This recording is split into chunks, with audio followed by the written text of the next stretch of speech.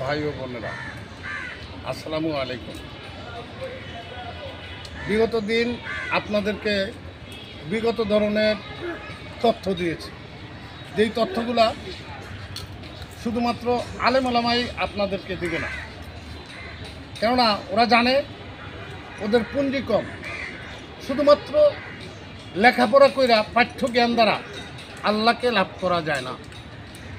আর আল্লাহ পদার্থ জিনিস লাভ করতে পারবে না বিধায় ওরা বলতেছে বাংলাদেশের সুনামধন্য একজন ডক্টরেট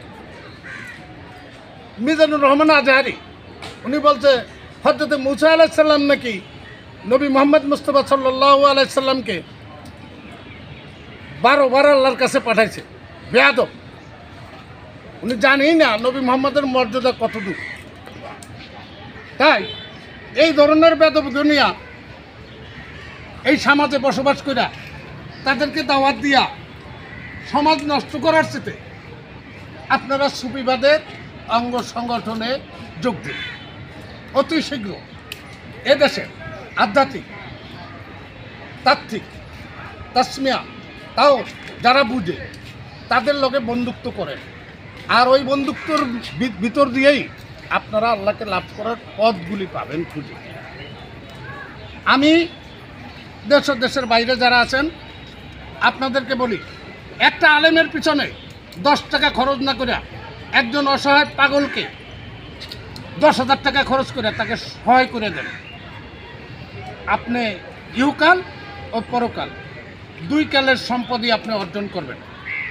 যার বাবা নাই, যার মা নাই, পারলে একজন বৃদ্ধ লোকের সহযোগিতা করেন, তাকে বস্ত্র কিনে দেন, তাকে পেট ভরে খাওয়ান, তাকে কিছু অর্থ দেন, দিয়া তাদেরকে একটা স্বাবলম্বীর পথ ধরায় দেন।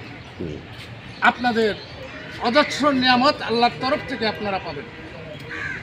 বাংলাদেশের ওয়াহাবি, খারেজি, কওমি, এজিদি, মোল্লা মুন্সির পিছনে এক কদম 1 মিনিট সময় না দিয়া একটা অসহায় মানুষের মাথায় হাত বুলিয়ে দেন, আপনি ইহকাল ও পরকালের 2 কালের শান্তি অর্জন করবেন।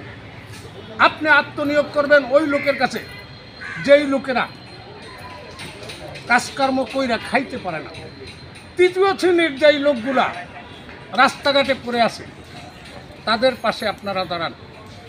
আর এই এজিদি, কওমি, ওয়াহাবি, খারেজি এই সমস্ত মোল্লা মুন্সির থেকে আপনারা একটু কাইটা চলেন, একটু দূরে চলেন।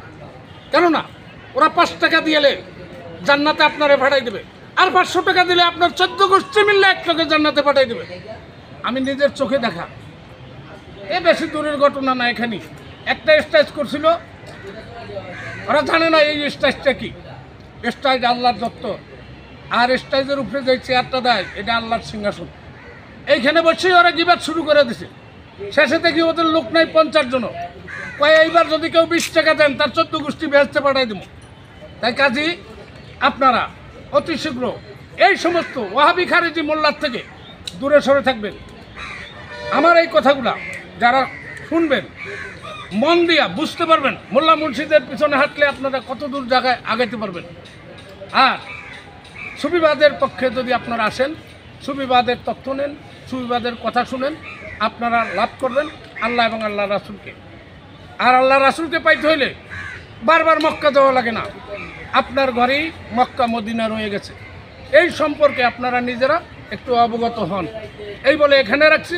আল্লাহ হাফেজ।